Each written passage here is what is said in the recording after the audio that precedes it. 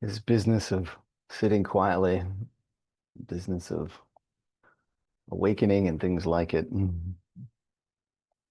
What sitting quietly sometimes does, or at least it offers the opportunity, is for a part of our mind to become reacquainted with the notion that there might be more to the story, that there may be a framework of perception, there may be an experience available to us that is simply a little outside of or beyond the framework that we've been carrying around inside us most of the time. Maybe this isn't all there is. Maybe the framework within which I've been seeing, understanding, and experiencing the world has some limitations that I didn't realize were limitations. Maybe there's a little bit more to the story. It offers this opportunity to see this larger context. And that's where it gets interesting because it offers our mind the opportunity to say, maybe this limited framework with which I've been seeing and experiencing the world isn't all there is. Maybe there is a little bit more. So it invites us to something that is outside of our usual paradigm. It offers us then what essentially boils down to a choice. And it's not always experienced as a choice in the way we often think of choices, but it still offers us this opportunity to choose for the old way or to let the old way go in favor of something new.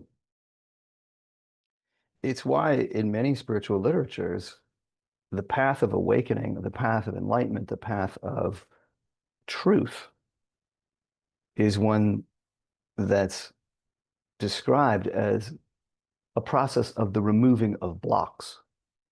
We let go of what isn't true in favor of what naturally is true.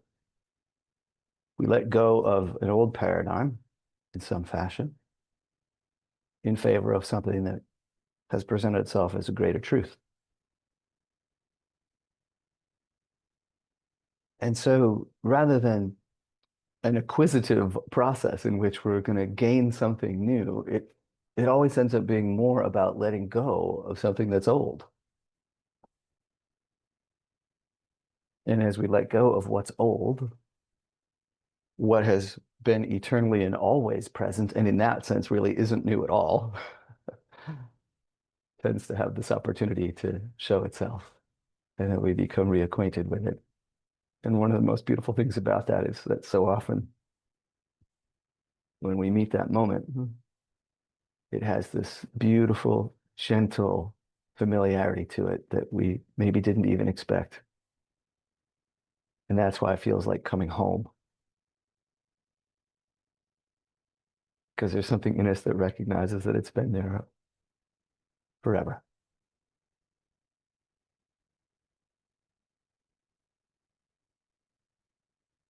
It's always been there eternally. It's among the reasons it doesn't tend to shout. It's almost like rediscovering what oxygen is or something. We've been breathing it the whole time, but it's so easy to forget that it's always been there. And when you rediscover what it's like to have set aside some of those old ways, that is when practice becomes particularly meaningful. Because then we know, wait a minute, I know that there's this experience and there's that experience. They're two different things. We can see the contrast. When we see a contrast, an unmistakable contrast, it becomes much more natural than to um, realize that very binary choice and go, well, do I want to go this way or do I want to go that way? And I may have the force of habit of this entire lifetime having gone this way. And so it may take some time, it may take some effort, it may take some mindfulness to begin to go in that other direction. That's where practice really matters. And that doesn't necessarily take place on a meditation cushion. That can take place in front of our nose every moment of every day, at the grocery store, at work, and quite exceptionally with the family members and the friends and the lovers and the partners and the people in our lives and all the things that they bring.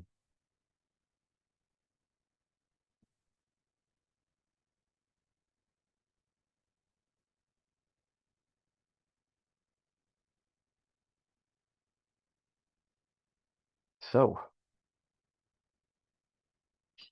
it begins to be a little more natural than to make those kinds of choices to go, all right, do I want to stand on the old ground or do I want to stand on something new? Something new is a funny word since when we encounter this, we almost always always this recognition like, oh, this has actually been with me forever. So how can I even call it new? Uh, but it's almost as though it's a beacon to each of our minds that as we go through our day, we can continue to share this with in every moment, every person. And just like we did here today, most of the time that sharing does not happen with words